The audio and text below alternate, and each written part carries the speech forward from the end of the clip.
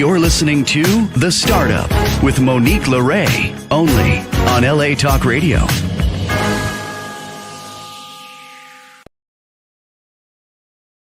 How's it going, Los Angeles? This is The Startup with Monique Lore. I'm Monique Lore. I'm back with a fresh new episode 214, I believe. I have to double check my marker, but I'm really happy to be joined by a friend and a colleague and someone who was here last year. But before we bring him on, quick recap. Lots going on around here. We are launched on Vimeo. Very happy about that. The Pandemic Project documentary is now available on Vimeo. So you guys, if you check us out, you can check us out on Instagram at the Pandemic Project documentary, or you could actually go to our website. We're putting that up there, the link, or our YouTube channel here. So we'll be posting that today, and I'm really excited to be here giving you that update. It's a long labor of love. And then the second film's trailer will be dropped very soon, which is the international version. So lots of updates. Oscars week is coming up, and there's a lot of exciting things. So I'm very excited. And you know what? Let's do it like this too, guys. If you want to scan that QR code and stream it today, grab your popcorn. You can. But it'll be posted here on a YouTube link and on our Instagram, as well as Facebook, LinkedIn, and Twitter X. I have some new swag on today, and I have the author of this fantastic, adventurous, nutritious, educational, futuristic, if you will, comic book series called the Sorgo Squad. And here to discuss it is our friend. Welcome back to the show, Nate Bloom, CEO of Sorghum United Foundation and Sorgo Squad author. How's it going? Miss Simpson, Miss Lore, I'm doing so great. Thank you again for having me on. Listen, thanks again for everything you do. And before we get started, I just want to speak to your listeners a moment, especially in particular, everyone who's been affected by the devastating fires in the Los Angeles area. Our hearts go out to you. It might be located here in Nebraska, but just know the rest of the country is behind you. This is a very difficult time for many, and I hope things are going well, and maybe our conversation can be a bit of a bright spot in what's otherwise a challenging time. So thanks again, for what you do, and thanks for having me on again. Well, thank you. It's my pleasure. Thank you for your sentiments as well. Yes, I think that we are on the mend. A lot of people are resilient here. It's going to be a long haul, but change makers and pioneers like yourself, from hearing that from you could be from anywhere. The well wishes are well received, and we appreciate it. So guys, just out of transparency here and some context, Nate was on my show last year towards the end of the summer, I believe, and we found some synergy and began working together. And so if you follow my posts on Capricornius Media in my business page, you'll see that I've been traveling and helping to build his brand, and he's put me in charge of marketing and media, which is a huge honor. This is his brainchild, that he's traveled many miles around the world and spent lots of time and dollars and energy, blood, sweat, and tears to scale these brands. I would really love to go full screen, Nate, and let's have an origin story here at the Startup. We'd really like to know if you could recap us where the idea came from to start Sorghum United Foundation and write these books for Sorgo Squad, and how did you find the inspiration to move it along to where it is today? So we'll go full screen here. Yeah, well. So this is a common question, which is where did Sorghum United start? We've come a long way since we started, so it's nice to go back every now and again and say, okay, well, how did we start? So the reality is, a few years ago, I was the executive director of a state agency in Nebraska, working for sorghum farmers. And at the time that I took the position, I didn't know very much about sorghum. I just knew it was something that we had grown on our farm growing up, when I was growing up, but I didn't know very much about it. And so through my work, working on behalf of the sorghum farmers, I learned more about what sorghum was, which is, by the way, a major millet, an ancient grain, one that is highly nutritive, exceptionally drought resistant, and fits a lot of the boxes when we talk about challenging climate changes around the world and food security and nutrition. And I really fell in love with the grain through that. And through my work, we slowly started building an international coalition, which eventually did become Sorghum United. It started just as a group of people who understood that what we were doing was good, and they wanted to be a part of it. And eventually we became a full-fledged group, and that began with the International Year of Millets that kicked off at the United Nations Food and Agriculture Organization in 2023. So we've been a full-blown organization for now 2 years, just over 2 years. We've grown from just a couple of ideas and loose networking into now a global organization that is literally on the ground working with thousands of farmers and thousands of people within the value chain for sorghum and millets, which are other small ancient grains that are highly nutritive and extremely drought tolerant. We have offices in India, in Nairobi, in the Caribbean, New York, Laguna Beach there with Monique, who is our Vice President of Media and Marketing. We have folks in the Philippines, and the list just goes on and on and on. And we're also doing projects all over the continent of Africa, Southeast Asia, I should say, in the Pacific, and potentially here coming up in South America as well as in the MENA region, in Qatar and places like the UAE. So we're really excited with the growth. And it's really fun to see when not so much a good idea, because I don't want to be the guy that just says, hey, man, it's really gratifying to see an idea come to fruition, because that's not really what it's about. It's not about what I do.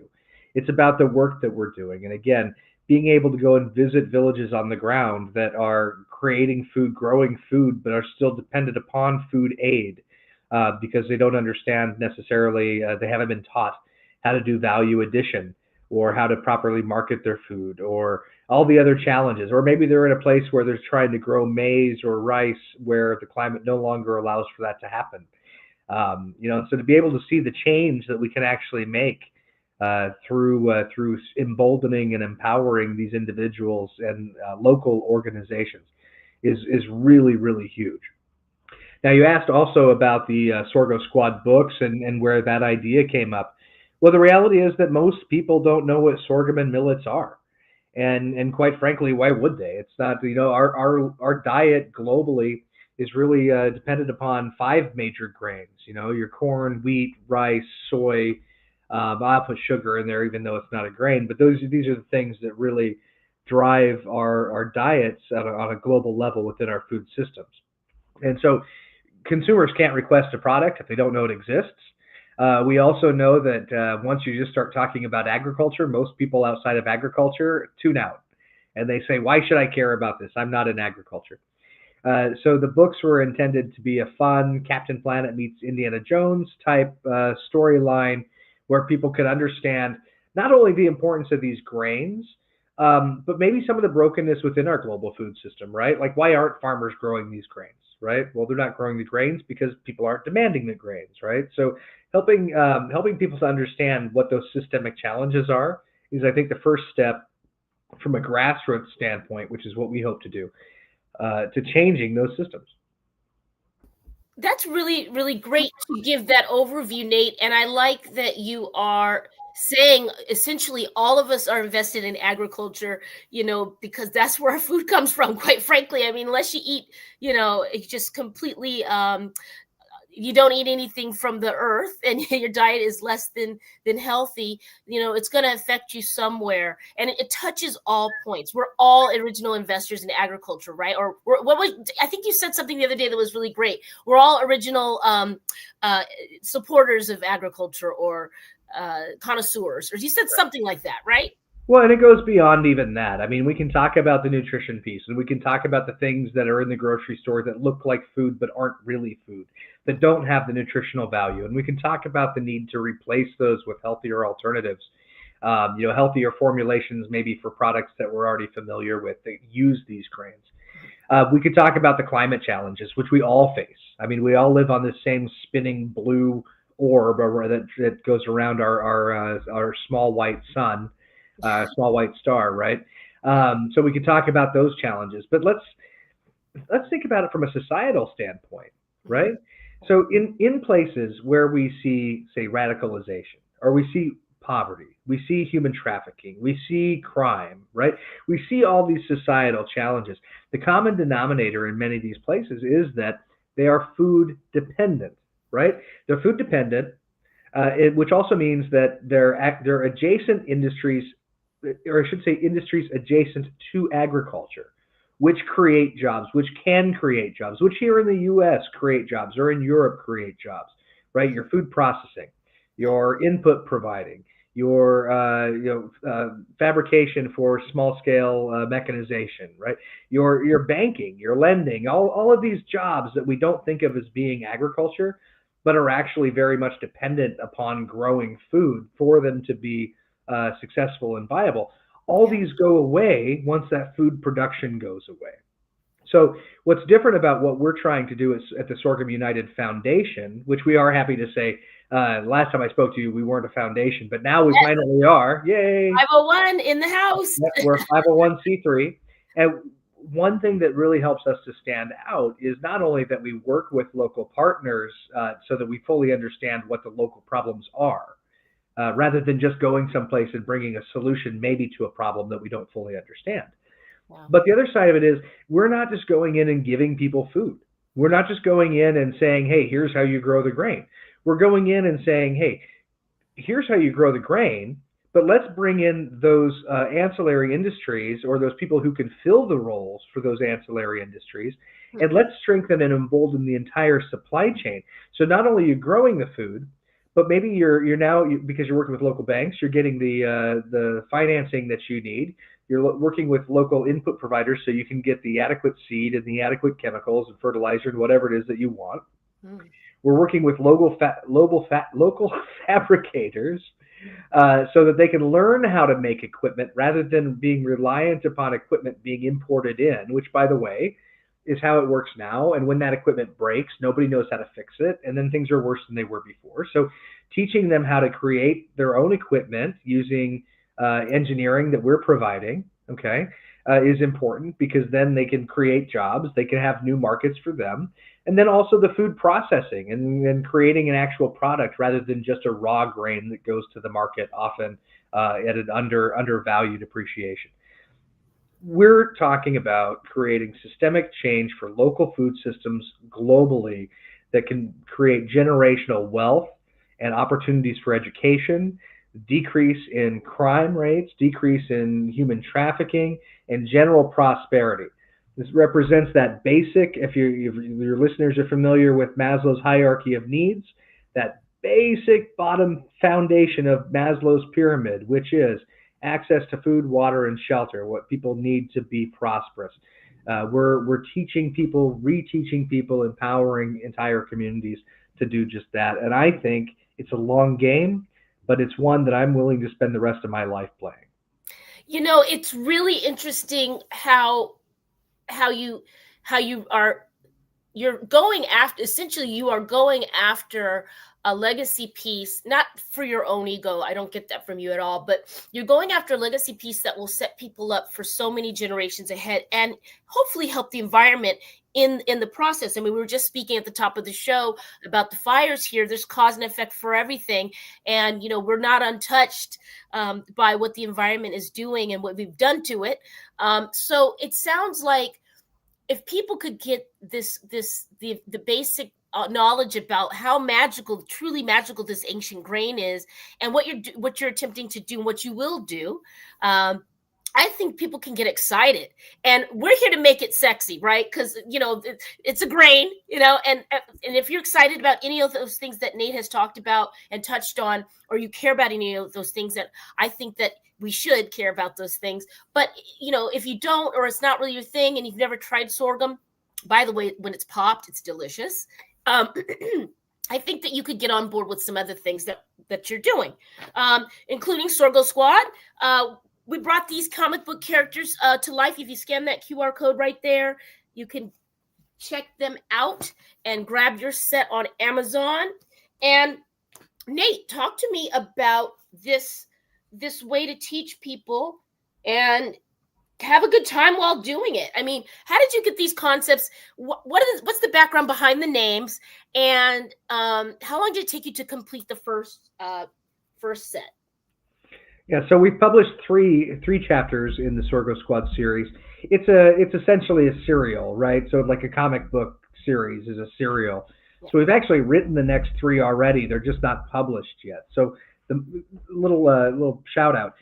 The more books your viewers buy, the sooner we'll publish the next three. I think that's how that works, Yeah. folks. Let's support this. But one thing. So I mentioned earlier that sorghum is an ancient grain, and millets are ancient grains. Yeah. And what that means is that we've been growing them since the dawn of human civilization in places like West Africa, so what's now Nigeria, in East Africa and Ethiopia, Mesopotamia, which is now Iraq, in Iran, and also in India. And since these are cradles of human civilization and these grains have been around for the entirety of human civilization, they've necessarily gained local nomenclatures for the grains. This has actually created a bit of a challenge when we talk about sorghum on the international stage, because if I say sorghum in a place where they call it mashila, they don't know what I'm talking about.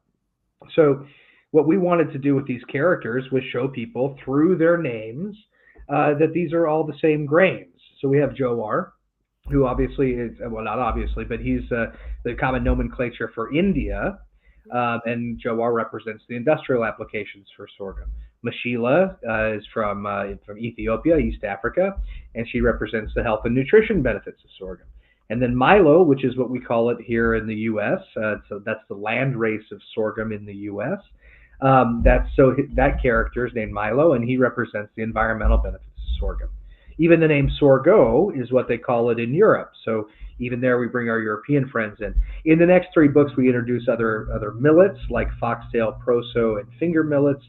There's actually a dozen varieties of these grains, and that's really where they've come from. But maybe we should talk a little bit actually about how sorghum is used. Yeah, it was just we're right on the same track there, because I was going to ask you how folks should venture to try it and how they should apply it into their diet. So yeah, let's go full screen and give Nate this segment here. Yeah, so many of your viewers will be able to find sorghum in the health food section, maybe at their local grocery store or at a Whole Foods or a health food store type like that. Even though the U.S. grows the majority of sorghum in the world, most of our sorghum goes out very inexpensively to China, where they make something called baijiu, which is kind of a whiskey-style drink made with sorghum. But if you are able to find some here, it's most likely imported from India through a company called Bob's Red Mill. They're the largest distributor here in the U.S. And if you buy it, like at our house, we use it just like rice, right? So it's 3 cups of water to 1 cup of sorghum. If you have a pressure cooker, it's about 20-25 minutes in the pressure cooker. It does have a higher cook time on the stovetop, which is a bummer. But typically I'll just cook a bunch of it, freeze what I don't use, and then it's easy to warm up and just reuse.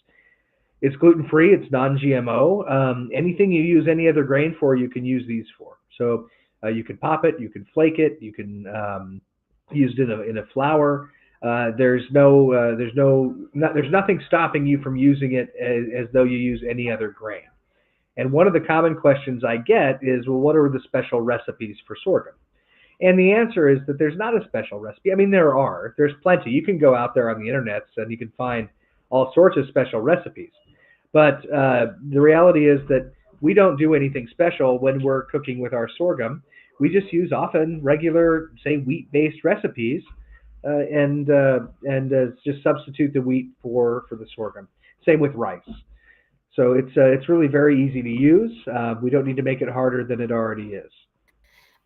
That's really great to break that down. And I know we were discussing this the other day with the team to kind of tell the story and how to approach it. And your VP of the whole organization, Monia, so lovely and eloquently, you could tell she's really invested in and very passionate about the uses and the movement around sorghum and millets. And so I love that storytelling is going to be something that we can see in the future with the brand. And also we're adding a little Hollywood zhuzh to it, right? So we've got a few things we're dropping this month that I'm excited. We're not gonna spoil it yet. I mean, we announced a little on social media, but let's talk a little bit about what your foundation is aiming to do in the celebrity space, Blue Milo and Sorgo Squad. Yeah, let's talk about those things. And just one quick thing. So we did have a strategy call the other day, and for all the good things we've talked about, what sorghum does, one of the challenges we have, and I just want to hit on this, and then we'll get to your question. One of the challenges we have is that it does so much. So as we were talking with our foundation strategy team, we were saying, well, gosh, for health and nutrition, environment, biodiversity, water conservation, climate change, all these things that these grains do, they almost become like a laundry list. And it's almost like it's overwhelming if you're talking to the average person, who maybe the average person cares only about climate. Maybe they only care about health. And here we don't even know where to start talking to them because there's so much that it does, and it can alienate them. So part of our challenge, actually, with our foundation, which is a good challenge, is developing packets that are pertinent to individuals who are interested in certain different things.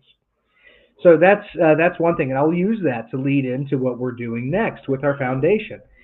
We are looking at getting into animation. We're looking for additional distribution for the books. We have a video game in development as well. And we know that one way to do that is to work with existing influencers who are concerned with all the things that we've just talked about. So here in the next, week and a half, Monique, we'll be part of the gifting suite, one of the gifting suites for the Oscars. I'll be in Los Angeles. I'm actually coming from an event in Dubai just for that. So kind of a whirlwind around the world type thing. But we're eager to meet the people, in particular who live in your area, or in particular who work in the entertainment industry, who are keen to help make a difference and maybe use the platform that their success has given them to help, just like we're trying to do, make the world a better place. No, Nobody, oh, go ahead. I was going to say nobody in our organization is selfish in this. Everyone is pulling their weight. Everybody is making sacrifices, myself included. I've not taken a paycheck in 2 years. Yes. In fact, this whole thing has been invested up until now by me. Yeah. So we're looking for people like us who are willing to go out and just do what they can, leverage the gifts they're given, and help us make the world a better place, not just for our planet, but for the people who live on it. I think that it really brings up the long-term investment in this thing. And if we can find those people that are like-minded and see if we can, attach them to the program, I think that that's going to be something really beautiful and valuable. Now, I want to say, guys, in the film, you can stream it on Vimeo now. You'll see Nate's lovely face, as well as another beautiful brand called BIMS, a Black and Marine Scientist, which I'm going to connect you to, Nate, because there's some synergy there. And you actually have been invited to take a dive with them when you're in the Caribbean. You don't know that yet, but anyway. Surprise, surprise. If you guys stream, you will see Nate in the field speaking about the challenges during the pandemic. And, as a entrepreneur who hasn't taken a check and who's just been pouring it out and pouring your time, your blood, sweat, and tears, and your dollars, let's talk to that entrepreneur that feels stuck, right? That you've been able to scale your business in the infrastructure phase. And now with the foundation and the other income streams that you're identifying, you'll be able to finally pull some income in there. But let's speak to that entrepreneur that gets depressed, the walls start closing in on them. They feel like they don't get the support from their friends and family that they need to keep going, but they've got that grit. But what would you speak, and how would we help our startup friends and family? Let's go full screen. Yeah. Hey, listen, first of all, the thing I would tell the entrepreneur who is experiencing that is we've all been there.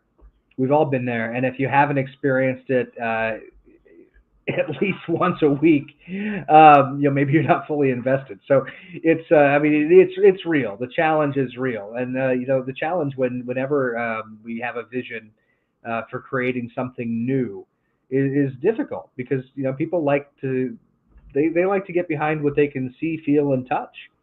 And vision is not always that. So getting through that development phase, that infrastructure phase, like you called it, is really important. What has helped me get through it, and I remember early on, I would use the analogy of Sisyphus.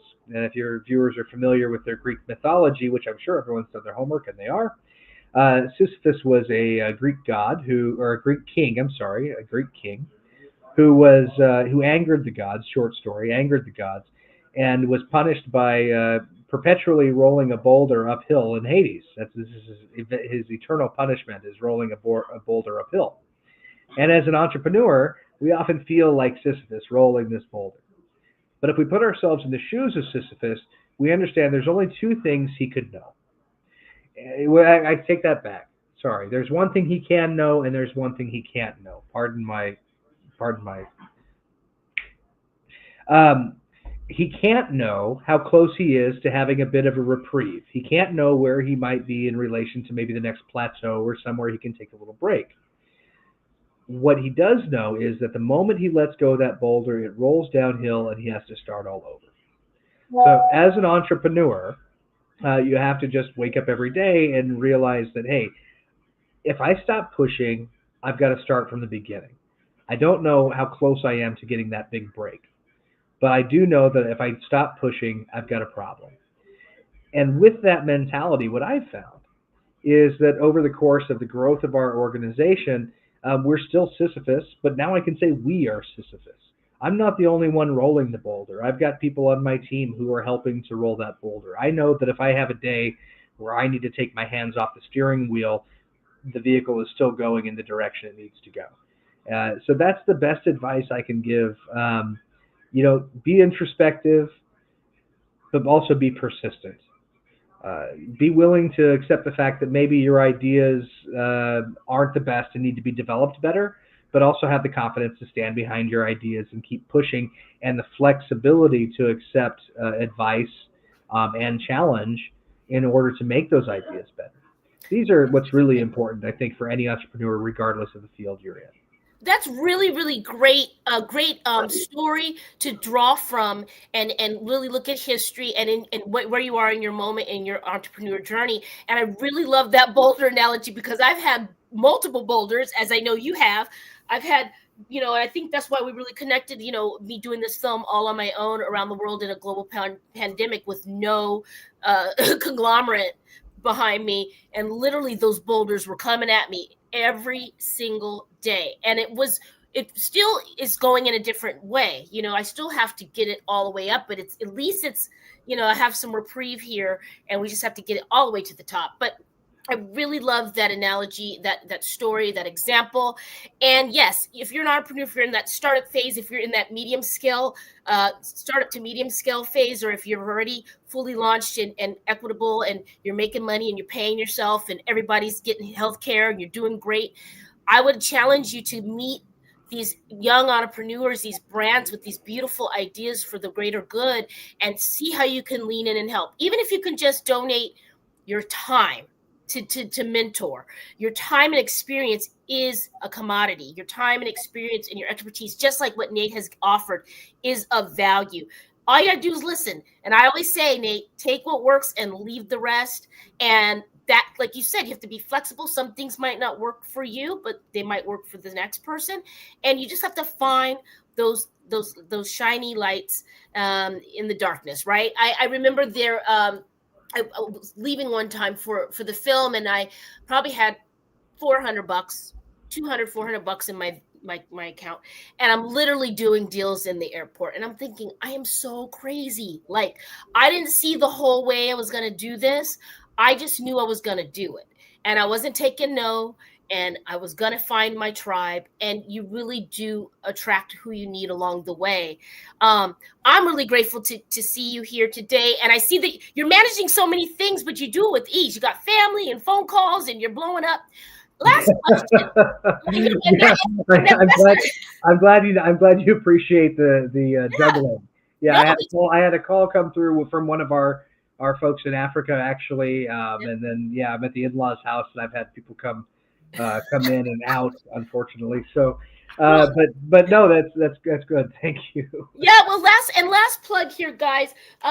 Nate will be back. We'll have him back as we grow and learn. But go ahead and use this code today. Scan and get a collection. Listen, it's not too late.